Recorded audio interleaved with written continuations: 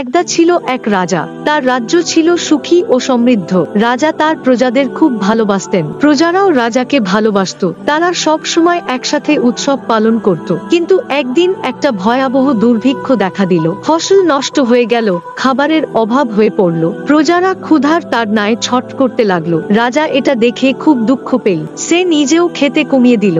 রাজা তার মন্ত্রীদের ডেকে বলল, আমার প্রজাদের দুঃখ আমার সহ্য হচ্ছে না, তোমরা এখনই অন্য রাজ্য থেকে খাদ্য আনার ব্যবস্থা করো। মন্ত্রীরা রাজার আদেশ পালন করলো। অনেক দূর থেকে খাদ্য আনলো। প্রজাদের মধ্যে খাদ্য বিতরণ করা হলো। প্রজারা আবার সুখী হয়ে উঠল। এরপর থেকে রাজা আরো বেশি করে তার প্রজাদের জন্য কাজ করতে লাগলো। সে নদীর পাড়ে বাঁধ নির্মাণ করলো, ফসলের উন্নতির জন্য নতুন নতুন পদ্ধতি চালু করলো। রাজ্য আরো উন্নতি করতে লাগলো। একদিন এক যুবক রাজার কাছে এসে বলল, মহারাজ, আপনি এত ভালো রাজা, আপনার মতো আর কেউ নেই।